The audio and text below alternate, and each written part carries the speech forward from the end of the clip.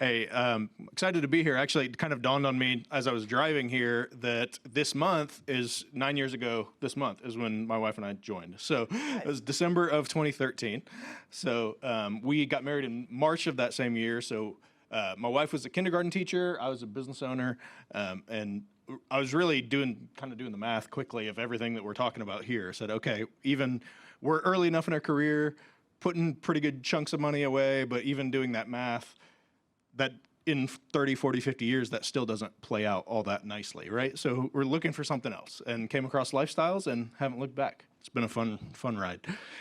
So again, entrepreneur by background, so you'll notice kind of some gaps probably time-wise of when we're doing this. So I had a couple of 2-3 years where I was still doing single family on the side, wasn't really super involved with lifestyles because I was building a business that then my partner and I sold a couple of years ago. So, but all that say, we've sort of done, even like Josh and Debbie as well, sort of done all sides of the real estate thing since joining Lifestyles. So had a bunch of single family homes at one point, sold most of those off over the years, still have one currently. Owned an IRO property, so a little tiny 6-unit apartment complex that my wife and I, we owned for 2 years to the day. So, a community, excuse me. And then now currently invest as a lead, as a syndicator, as KP, as well as a passive as well. So kind of on all sides. So sorry, one thing I should mention, that's my beautiful wife, Jennifer. Yes, I did marry up. I'll mention it on the next slide. So the reason we were really looking is we knew that we were going to have kids pretty soon. She wanted to stay home. We wanted her to be able to stay home. And just trying to figure out how to make that work financially, right? So that's why we were looking for something else. And probably anyone else who's self-employed in the room will relate to this. More often than not, kind of entrepreneurs are like freedom motivated, right? Like we don't want to have to do anything. Like we'll do whatever it takes, but we don't want to have to do anything. And so that was very much me. I want optionality, right? I want the option to not do anything. I'll probably still work a lot, but I want the option to not. So that's why I was looking for something else and why real estate was fun and exciting to me. And on that note, I was always sort of interested in real estate. This is weird, I know. In college, I went into the leasing office of the apartment that I lived in, and I said, hey, I just had a like back of a napkin. How many units are there here? Okay, what am I paying? How do you own one of these? This seems like a good gig. You actually did do that in college? I legitimately did that. So that was in the back of my mind though for like 5 years because I was like, where else do you learn how to invest in apartments? There aren't a whole lot of places, right? There's this place called Lifestyles? Yeah, so I found. So yes, that's a true story, yeah. So I bothered the poor girl in the leasing office to figure out what their revenue was and wanted to figure out how to get on the other side of it. So yeah, that's right. Were you in San Antonio at one point? So with that, this is my first apartment community as a lead investor, as a syndicator. My second one, again, we own the small one prior to that. It's called Tuscan Villas. It's really close to Hobby Airport. For you Houston folks, you're familiar with it, South Houston. Actually about 2.5 miles from the small property that I owned a few years before that. So it's 20 units. We purchased it in May of last year. I hope you guys like the beautiful paint color. So, yes, that's right. So that was actually like #1 thing on our list to address when we bought it, but none of the residents minded it, and we were still leasing units like crazy. So we sold it the same color that we bought it. So, I'm sorry. Are we allowed to educate a little bit while we're here? Go ahead. Okay. All right. So see, mentors. So one of the things you're going to learn, and one of the things we teach is that just because you buy something new, you don't have to go crazy with it and upgrade or whatever. This is the same horrendous color to you that you purchased it at, that you sold it at. And why is that, right? He would want to change the color. Typically, you want to go and go, this is terrible, no one's going to lease here. But he was leasing, right? He was leasing units. It was full, yep. Right? It's 20 units, so it was full. We didn't over-engineer it. He didn't do anything he shouldn't have done that didn't add value. We definitely teach you, and you're going to learn when you join, that you only want to do things that are going to add value or retain tenants, right? Because tenants are the one, are they tenants now? Residents, sorry.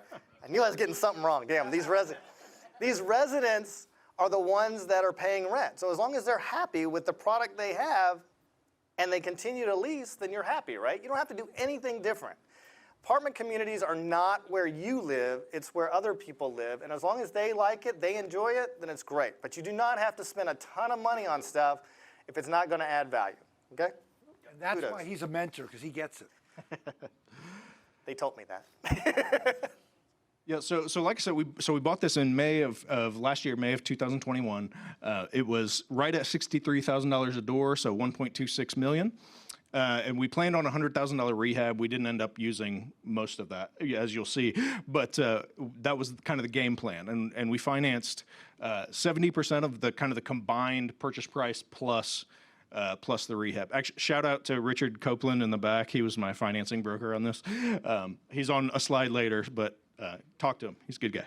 So total cash out of pocket between myself, investors, total of everything was right at $600,000. Wait, go back. Go back.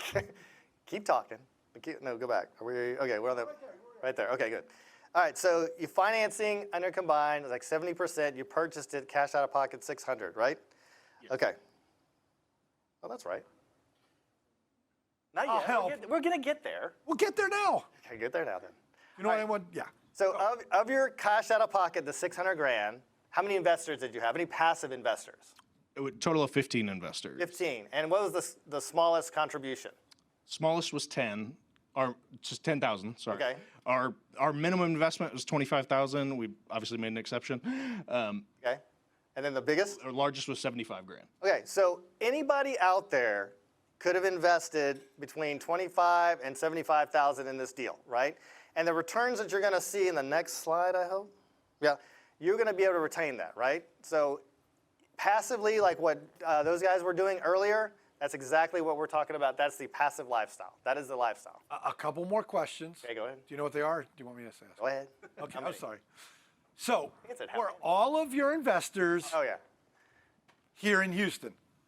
So no, they were not. We had investors from Idaho, investors from all over Texas, a couple other states now too that I'm probably forgetting, but. Good. And that's why I want to remember this is nationwide. So I have people from Hawaii and all that. I just want to say you can invest from anywhere. That's another. Here's another question I always ask. You had, what, 15 investors, you said? Yes. So of those 15 investors, how many of them actually physically came out and looked at the property? One of them, because I made him. Do you see what I'm saying? So you could be as passive as you want. You can walk the property. You don't have to walk the property. But I want you to understand this. Don't turn it into a job being a passive. Some passives do. They want to know everything, and that's fine too. And others like, I just want my check. Who likes that idea? So I just want you to know there's different ways of doing this. He's the one doing all the work. He's the one having all the headaches. He's the one dealing with everything. You just go, where's my money? Everyone with me? I just want to make sure you know the difference. All right, so this is when we purchased it. So when we purchased it, the property was doing right at just under 180,000 a year revenue-wise. And again, that's so rental income, other income, fees, that sort of thing. So total income, expenses were running right at 76,000, NOI just over 200. For those of you who don't know what NOI means, it's net operating income. David will go over that this weekend at the 2-day. But it's basically how we value an apartment complex. As your NOI goes up, the value of your complex goes up. As NOI goes down, the value of your apartment goes down. Okay? So I said this wrong though. Actually, looking at it, this is the after NOI. This is when we were done with it, when we exited. So cash flow was just over $3,000 a month. So in the 14 months that we owned it, so we sold this July of 22. In the 14 months that we owned it, we did a total of 3 distributions. It was just over 5% cash on cash return. And then now that's for 3 quarters, not annualized. Correct. So it would be actually higher. Those of you that understand math. Correct. Yeah. I had to do that for the Aggies.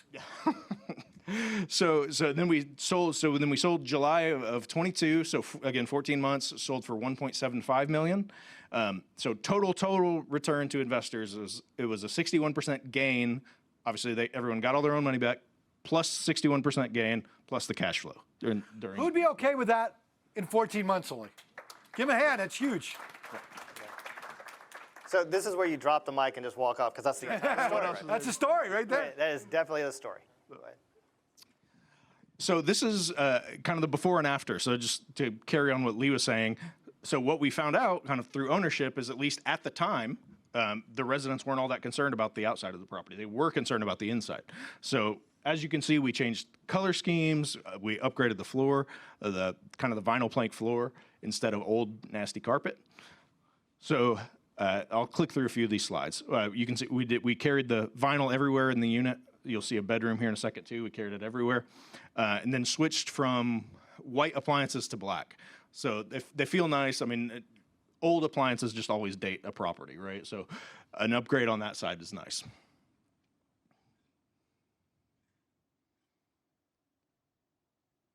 So Go back. oh, Okay, so all these pictures, they're nice, right? They upgraded it, they did some work and everything. They don't really mean anything, right? What really means is that very first slide where it says they bought for this, they sold for this, it was a 61% return plus a 5% annual return. I know it's actually more than that, 6.5% annual. So this is what you're paying him to do as the lead investor, is to take care of these internal stuff, but all you really care about is how much I'm getting every year, and a 61% return in 14 months, which is phenomenal, dude. Phenomenal. Phenomenal. Still can't get through that. Awesome. it was fun. It was we're happy. We're all happy. so here are those numbers. So that's why I was getting these confused. So again, there you can see What income. year was this done? Just so folks get an idea. From what year to when? So 21 to 22. So we sold it what- 4 months ago. Wasn't Or that 5 months wasn't that during the plague? Of course. During the worst economy ever. He made a 60% return. Do you realize how powerful that is? Give him a hand. I mean, that is huge. So again, there you can see, I mean, you'll learn more about it this weekend with David, but really it's, apartments are valued as a multiple of income, right? So the reason the property value went up is because that NOI number, that net operating income of the property, we were able to drive that up significantly over the course of that year. So yeah, and I guess there's the real cash on cash return on the deal, right? Okay, so not a whole lot to add to that. Again, 61% gain on the property plus some cash on cash, and then we get into how. So as you can see the inside of the units. We made those significantly nicer. One thing that we did, again, the appliances were a big plus. The residents really cared about that. So one thing that we did, because we took over a property, it was well run. Honestly, the previous management was doing a good job. They were taking care of the property. They just hadn't really pushed rent, and nothing was nice about it, right? It was good enough, but it wasn't nice. So one thing that we did kind of right off the bat was go to our residents and say, hey, look, if you're happy, if you like your lease, you like all the stuff in your unit, you're good. We won't do anything. Obviously, we're bound by the lease. But if you'd like an upgrade, if you'd like some new appliances, if you'd like all new light fixtures, if you'd like fans, new fans, all that stuff, we'd be glad to do that. We'll just mutually agree to void the old lease, make a new lease at a new rate. And so we had a lot of residents who said, hey, yes, absolutely. I would be glad to pay 50, 60, 70 bucks a month more for a nicer place, right? So that was one thing that we did that was a really big plus for us. Residents really liked it as well, so it's a good combo. And then the other thing that we did too was really on the marketing side, is just making sure that the property was full and getting phone calls, right? This property was just almost permanently stayed full. So I think in the 14 months we owned it, we probably averaged 98% occupancy the whole time. So obviously we didn't plan on that. You don't necessarily know that going in, but it's a good thing. So that was a big plus. And then on the mentioning kind of the upgraded fixtures, that sort of thing. So we did all new toilets, all new shower heads, those sorts of things as part of a water conservation program. So we reduced our water bill, and as a benefit, the residents saw it as a plus, right? Because everyone would rather have a brand new toilet than a 20-year-old toilet. And then, of course, just kind of common sense stuff that we all do at our houses too, right? Is actually shop your contracts and make sure you're not overpaying for stuff to get the same thing. So all these, go back one minute. So all these things he's mentioning, these things he did to increase NOI, I think at the 2-day that you have like how many ways of increasing that? 28 different ways. He implemented like 4 or 5 here. So There are so many ways to increase income, and why do we want to increase income? Because it increases NOI, and what does that do to the value of our property? It increases, and what do we do when we increase the value? We sell it and we make 61% returns in 14 months. Amazing. See, the problem right now is he's ruined, and he thinks every deal he does from now on out, he's going to make 61%, and it's not going to happen. But kudos. All right, very good. Could make exactly. Could make more. Exactly. Do we have a question? Can we answer questions now? Or we're going to wait. We'll get to the questions at the end, sir. I'll do it. Go ahead. Okay, so how's lifestyles changed my life, my wife's life? Kind of the plan for financial freedom, right? That's somebody said it earlier. Is just kind of a confidence of knowing, okay, I've got something that is working, right? So that's part of it. And this kind of doing well while doing good thing is really cool, right? Because we're making this a nicer place to live, right? We're taking great care of our residents. We're actually fixing stuff if there's issues, stuff that frankly not all property owners do. So, and we get to make great returns while taking great care of the people who live in our place. So that's an awesome combination. And it's been fun too, kind of bringing friends and family down that same path. So my parents are passive investors now. My little brother owns tons of single family houses. He's a member as well. And he bought his first one less than 2.5 years ago. I think he's at 11 or 12 now. So he's just on a tear with these monster single family properties. So it's been really fun to kind of go full cycle with this. And on that note, so one of my best friends he was a passive in this deal, and then he bought this deal, and now he is doing a phenomenal job with it as the lead. So it's really cool to have friends kind of run down this process with. And some of those are friends that... I mean, that's big. And I just want to bring up, because that's something I bring up in the weekend, is people don't understand. He just made a 60% return. Why on earth would his friend buy it? Well, think about it. It's already fixed up. It's already making money from day one.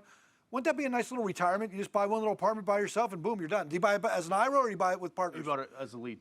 Oh, he bought it as a lead. So there's meat on the bone for the next guy, because did he fix up every unit? No. So now this next guy can fix up a few more units, and he'll double his money too. That's called legacy. Some of the properties here went through 4 different owners. And you're like, well, why would he buy it off him? Think about it. We're up to 6 on some. We're up to 6 on some. It's crazy. Here's why. He wants to grow. It's called the economies of scale. I'll teach you this on Sunday this weekend. You don't want to run a 20 unit because he's hands-on that one. He wants to go to a 50 unit, 100 unit, 200 unit. So when he sells a 20 unit, a guy who wants to buy a 20 unit buys a 20 unit, he wants to buy a 50 unit. Then the guy selling the 50 unit wants to buy the 100 units. Make sense? Economy of scale. We'll teach you that this weekend. I think the other thing you want to mention also is that we do not teach you to be slumlords, right? It's hard to be a slumlord and sell it to your best friend or whatever on that, right? You're not going to do that, or a family member or somebody like that, or another member. We just don't treat each other like that. We all run our properties the way that we should run it, and we're not slumlords. If we find somebody that's kind of a slumlord, we kind of smack them around a little bit and either get up or get out, one of the two. So, very cool. Good. So, and kind of to bring all that together even more, so again, my buddy who bought this, the first thing they did was paint it, and it looks way better, just for the record. and because of that, they're getting rents even way beyond what Did he paint it mustard color? What color did he pick? Yeah, he just redid the same color. It's just new. So with that kind of the friends and family thing, the thing that is great is I have just as many friends that are like family now who I met at Lifestyles over the last 9 years, right? So there's friends and family who came in with me from the outside, quote unquote, and then met so many friends and family or friends that are now like family over that time. So it's a fun thing. Y'all are in a good spot.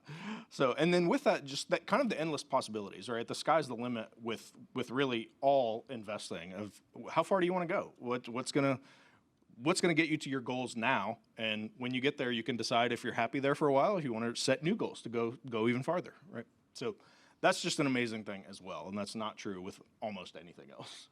Can you share something really quick? Remember back when you first joined, you were new, you were scared, you weren't sure if this is real, right for you.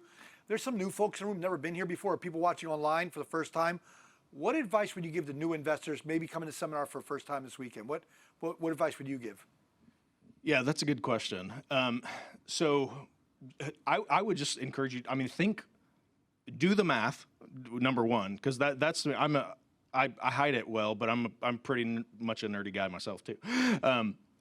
Dude, do the in math. college, you were asking them about the dessert. Yeah, that's fair you enough. already get that ship Maybe I sailed. don't We got hide it that that well. So, number one, do the math because you can't argue with the math. Period. So Story, yeah. that's number one.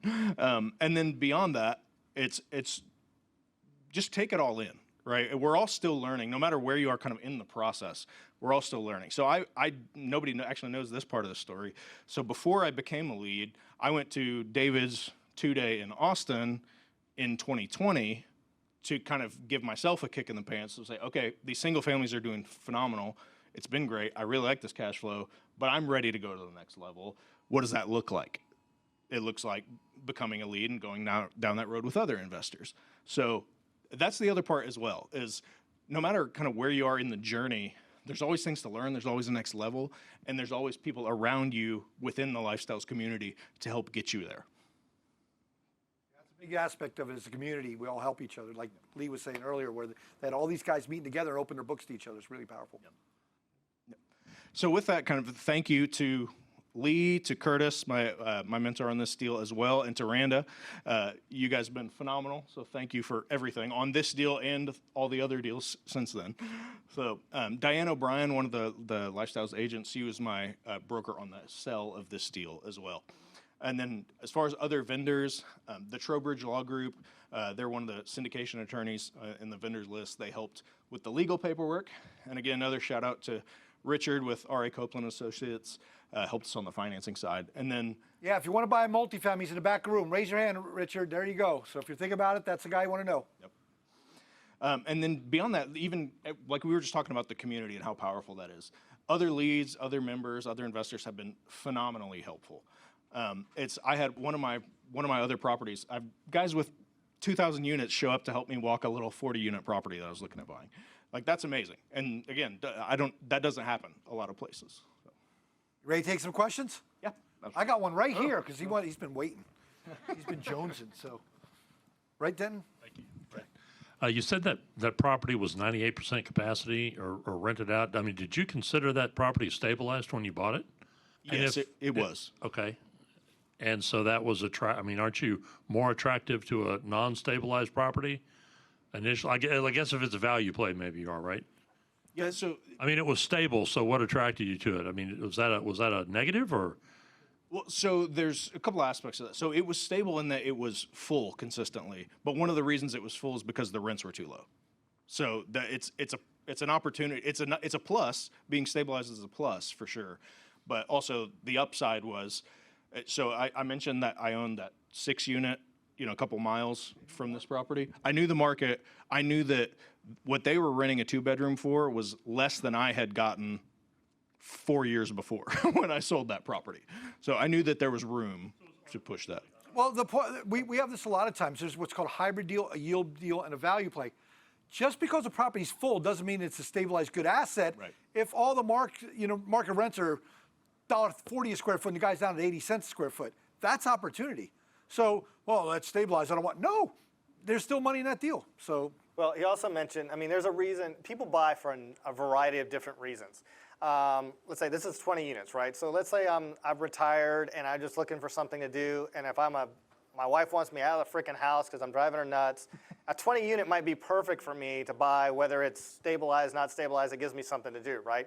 Other people want to buy stuff literally for the loss. You've heard that people buy real estate for the loss, and it's depreciation loss, which helps them on their taxes because they have so much earned income. They're like, it's literally a tax write-off. People buy stuff for a variety of reasons, so why he purchased this was for that. He knew there was a little bit upside. He saw some value in it. Obviously, there was some value in it. I mean, he sold it in 14 months, so that's crazy. It was a great, easy one for learning to. Yeah. Well, so to that point, the way we kind of what we thought this deal was going to be was just an easy hybrid deal, right? So okay, let's get 5 or 6% cash on cash. I think our initial projections to investors was like a 30 to 50% in 3 years, right? And so it was one of those ones. Okay, we unintentionally we got into the deal, found out there was even more opportunity than we knew going in. So unintentionally set the bar so low we could step over it, and then so that was really it. It was Now, I want you to hear this because most of my lead investors, we all super conservative fiscally. I'm not saying politically. Who likes the fact that he underpromised and overperformed? Isn't that how it should be? You know, rather than pie in the sky only. Give him a hand for that because that's what you want to do. Thanks. I think one thing with that is But you didn't underperform. we didn't know that, Yeah, right? I exactly. mean, that was the thing, right? It's That's- like you don't know you're under promising going in. When we do our underwriting, when all of them do their underwriting, they're going to be a little bit conservative, but they're not.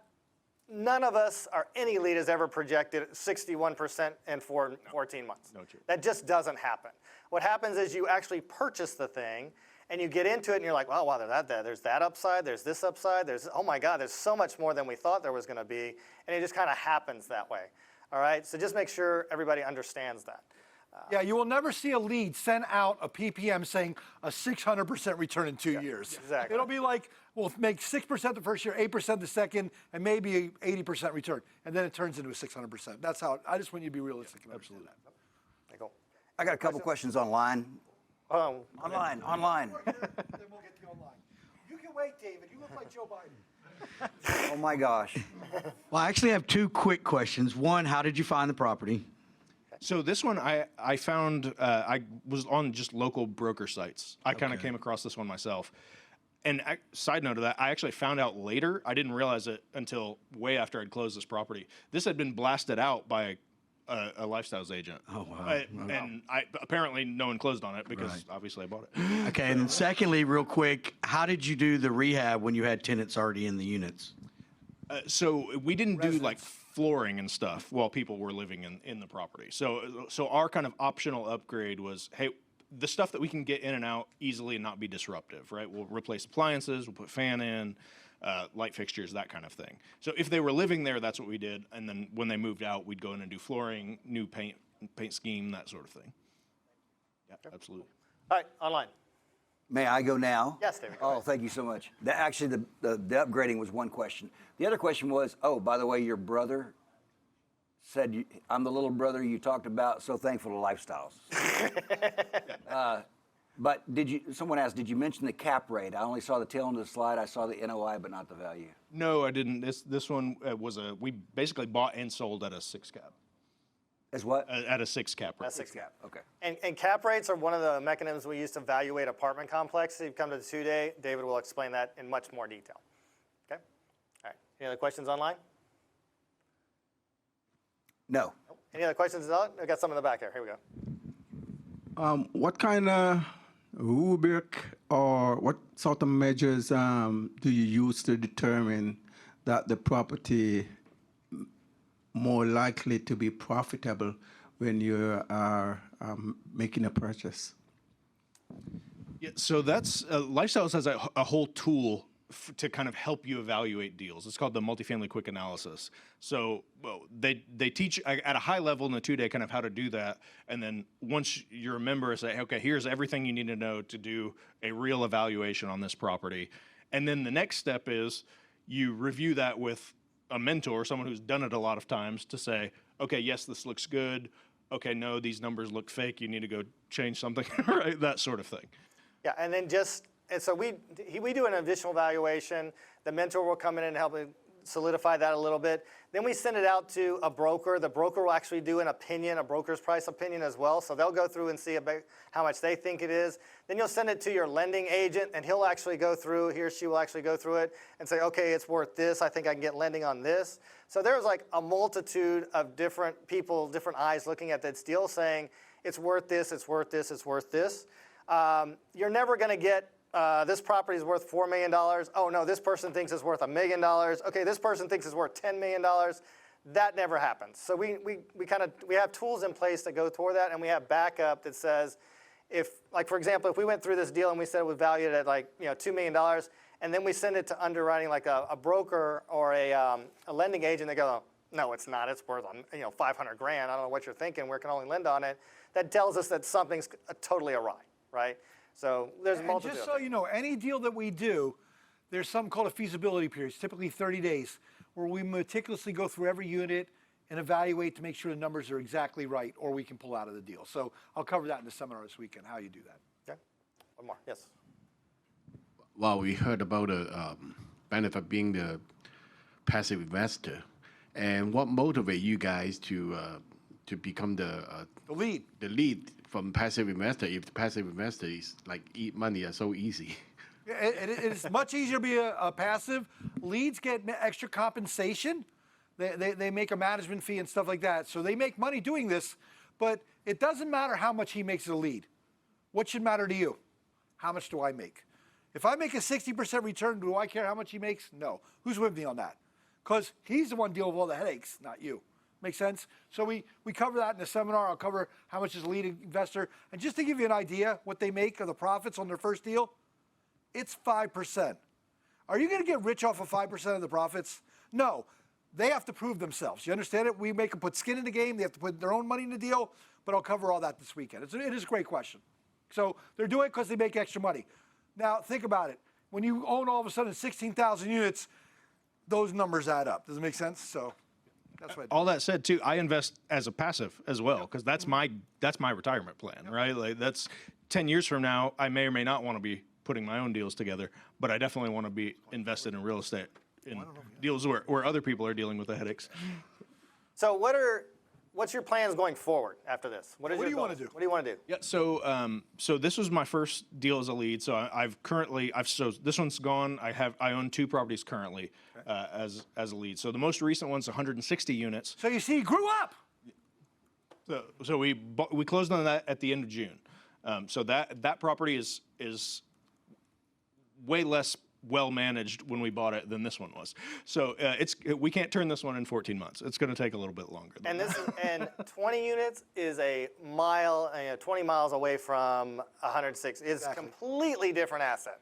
Yeah, it's like now going he has from inside single people, family- outside people. Yeah. He has a whole team. Yeah, it's a completely which different. they can do the work now instead of him doing the work. Completely 'Cause he had to do it on the little one. Yep. So we're doing a massive rehab on that property right now. It's ongoing. We just broke 90% occupancy. So. See, I told you he'd end up in rehab. Yeah, that's right. But I'm having fun. So this was other answer to your question. So like I mentioned, I sold a business a couple of years ago, and prior to deciding to become a lead, I was sort of at the decision point of, am I going to buy another business or am I going to really double down on real estate? Because long term, that's what I want to do anyway. So that was where it was the decision point for me to, okay, I will take on the job of being a lead because it's that or buy something else that would also require me for a few years. Very good. All right, round of applause. Give him a hand. Awesome. Thank you, guys.